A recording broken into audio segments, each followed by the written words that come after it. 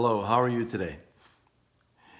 In our first reading from Mass from the Acts of the Apostles, St. Paul enters the synagogue in Antioch in Pisidia and tells the listeners that, sadly, the inhabitants of Jerusalem and their leaders failed to recognize Jesus. How sad.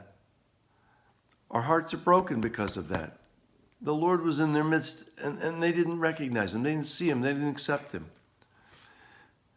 But today, that sadness that Paul experienced is today offset by the joy that we experience in our church, because one of our young students in our grade school has decided that she really, truly wants to enter into a deeper relationship with the Lord.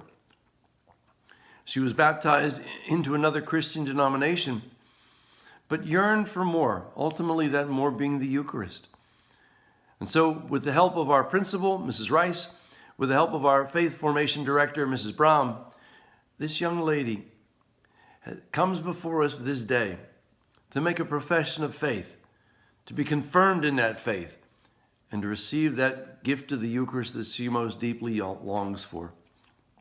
So we gather around her today in support and in celebration for this wonderful choice and dedication and commitment that she shows. But also, too, there's something in that first reading that we have to remember, because Paul tells those listeners in the synagogue on that day that he has recognized and witnessed the Lord, so now he will be a witness to the people.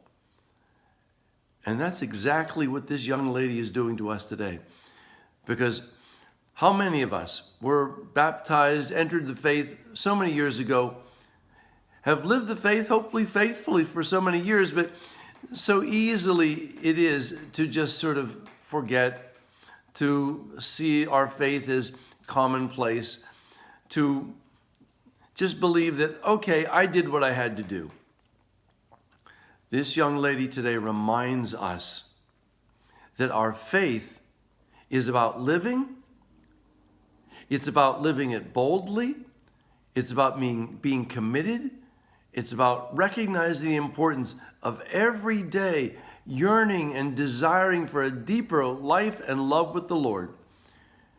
She reminds us what Jesus reminds Thomas in the gospel today, that Jesus is the way, the truth, and the life. That's what we're about. That's the gracious gift that God has given to all of us, if only we are willing to recognize and to accept, and by means of that acceptance then to celebrate and share that with others. We are proud of this young lady. She becomes one of our very own as together we are joined at the altar of the Lord. But she reminds us that every day is a good day to commit ourselves to the Lord and unite ourselves in faith. God bless. Have a good day.